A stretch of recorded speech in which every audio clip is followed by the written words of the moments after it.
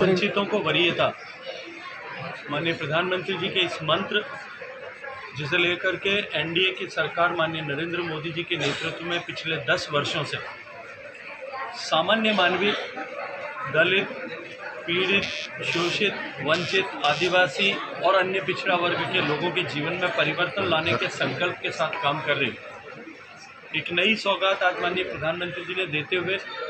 जहां एक तरफ पीएम सूरज पोर्टल का शुभारंभ किया है, जिसके माध्यम से ट्रांसपेरेंट तरीके से इन सभी वंचित वर्गों के लोगों के लिए लागू की गई भारत सरकार की सभी योजनाओं में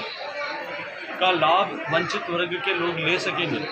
बिना किसी बिचौलिए के, बिना किसी भेदभाव के, बिना किसी सिफारिश के इस तरह के लाभ उनको मिल सकेंगे। वहीं दूसरी तरफ 1 लाख से ज़्यादा ऐसे वंचित वर्ग के लोग जिनको विभिन्न योजनाओं के माध्यम से जो राशि मिलनी थी, ऐसी लगभग 720 करोड़ रुपए एक क्लिक के साथ माननीय प्रधानमंत्री जी ने अभी उनके खातों में जमा करवाई है।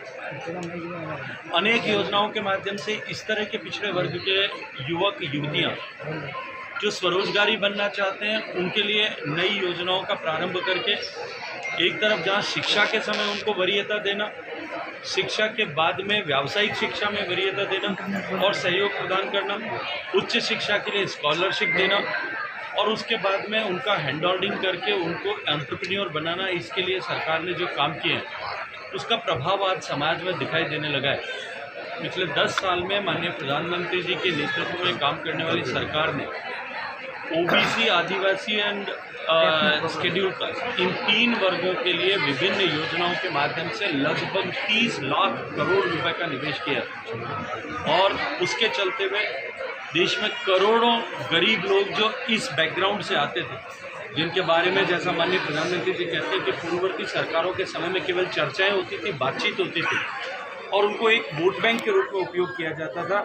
उनके जीवन में वास्तविक परिवर्तन लाने में सफलता प्राप्त हुई है और उसके चलते हुए करोड़ों लोग जो हैं वो गरीबी की रेखा से बाहर निकल करके आज सम्मान के साथ में मध्यम वर्ग का जीवन जीने का सौभाग्य प्राप्त कर चुके हैं।